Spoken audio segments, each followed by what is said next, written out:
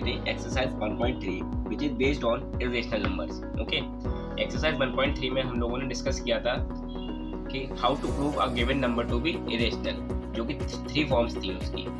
एक तो normal form जैसे 7√5 ओनली √3, एंड सेकंड फॉर्म थी जैसे 7 + √5 2 - √3। ओके, एंड जो थर्ड फॉर्म थी वो थी 1/√2, दैट इज जो रूट होगा वो हमारा डिनोमिनेटर में। Okay, now today we will going to discuss exercise 1.4 which is based on terminating and non terminating integers. Okay, तो एक्सरसाइज 1.4 में जितने मोस्टली क्वेश्चंस हैं वो बेस्ड है हमारे terminating and non terminating integers पर। पहले हम डिस्कस करते हैं कि what is terminating integers and what is non terminating integers.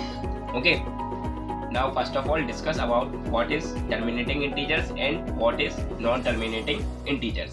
Okay, now terminating integers, terminating and non-terminating integers are parts of our rational numbers.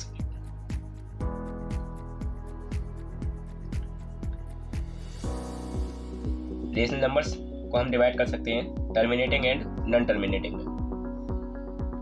Okay, terminating integers and non-terminating integers. Okay, first of all हमारे rational number क्या होते हैं? कोई भी number उसे हम p/q की form में शो कर सकें। Okay, where q is not equals to 0 and other condition is that p and q are both co-prime, that is they don't have a common factor other than 1. Okay, now terminating क्या होगा? अगर q की value q is the form of 2m.5n, then the rational number is said to be terminating. Okay, अगर q को हम show कर सकते हैं 2m और 5n में। अब इसका मतलब क्या होगा कि जो q है उसके पास केवल 2 and 5 प्रेजेंट हो उसके प्राइम फैक्टर में। Okay, and when q contain any other term with this or not, then it is a non-terminating number. Like जैसे q के पास हो 2m 5n.3 ऐसा फैक्टर दिया हो, यानी कि 2 और 5 के अलावा कोई भी अदर फैक्टर आता है उसका, तो वो क्या हो जाता है? Non terminating. ओके, आपके समझ में आ गया होगा कि टर्मिनेटिंग और नॉन टर्मिनेटिंग क्या होते हैं। ओके, जैसे आप इसका एग्जांपल ले लीजिए 7/500। ओके, तो आप जब देखेंगे 500 के आप फैक्टर्स करेंगे तो ये आपको मिलेगा 7/500 क्या फैक्टर्स करेंगे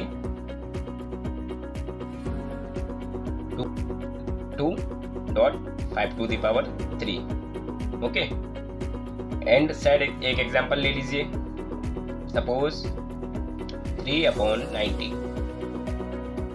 ओके, अब आप 90 के फैक्टर कीजिए, तो आप 90 के फैक्टर करेंगे 1। ओके, आप देखिए यहाँ पर आपको मिलेगा 3/2.5.3²। 90 के फैक्टर्स में 2 और 5 के अलावा अदर इंटीजर प्रेजेंट है जो है 3², तो ये क्या हो गया हमारा? Non terminating.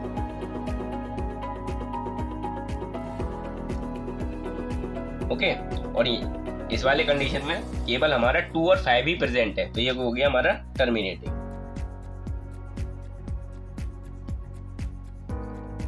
ओके, अब आपके समझ में आ गया होगा टर्मिनेटिंग और नॉन टर्मिनेटिंग के बीच में डिफरेंस। ओके, और एक मस्ट कंडीशन होती है कि that m and n are non negative integers, that is m और n की वैल्यू नेगेटिव नहीं होगी।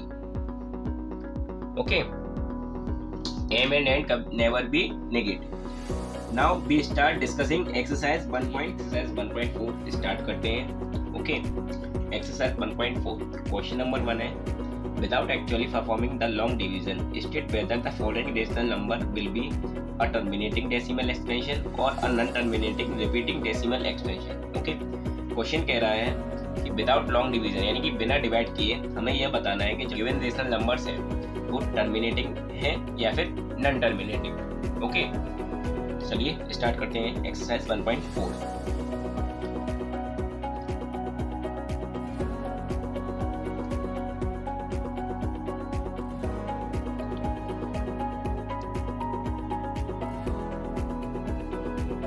ओके।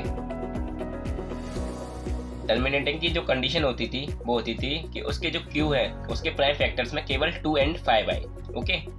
और जो नॉन टर्मिनेटिंग की कंडीशन होती थी कि उसके प्राइम फैक्टर में एनी अदर नंबर भी आ सकता है, ओके। तो फर्स्ट पार्ट 13/3125, ओके।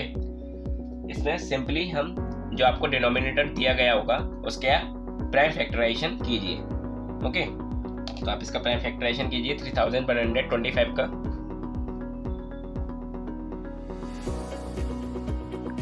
जैसा कि आपने 3125 का प्राइम फैक्टराइजेशन किया, आपको मिला 13/5 okay.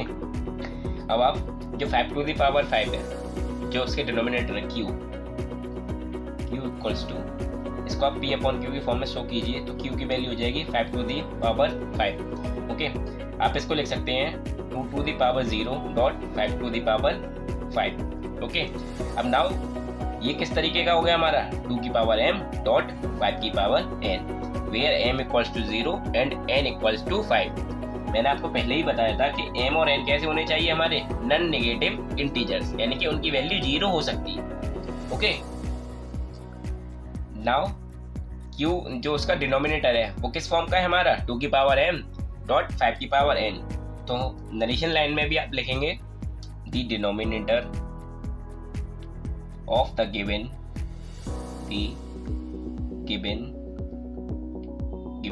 Rational number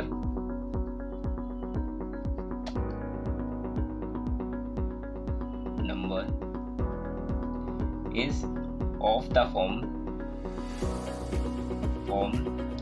2m.5n. This implies to the given rational number is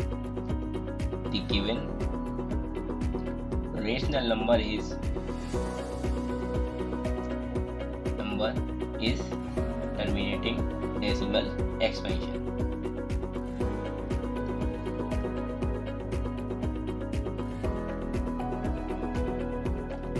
Okay, now discuss another part of question number 1. Fifth part 29/343. अब फिर से इसको P/Q से कंपेयर कीजिए, देन वी गेट Q की वैल्यू जो आएगी 343। अब नाउ आप 343 के फैक्टर्स कीजिए। 343 equals to 7^3.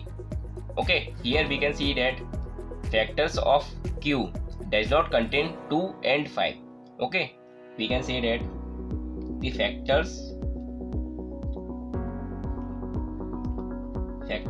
of Q does not contain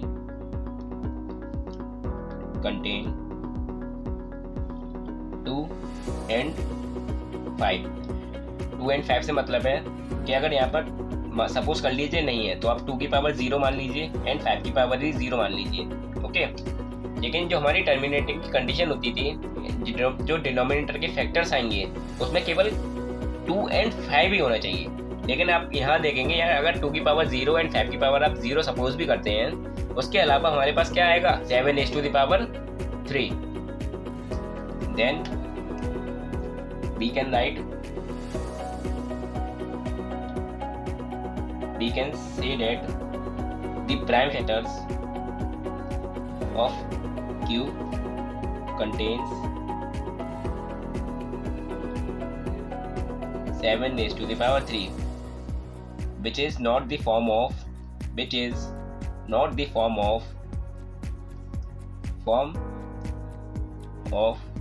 2m.5n.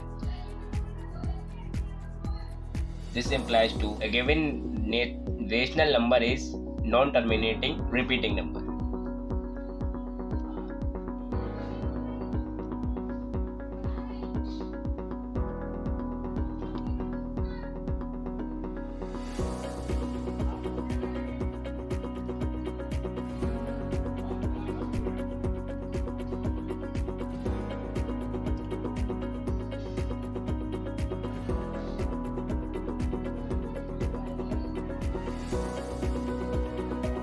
Okay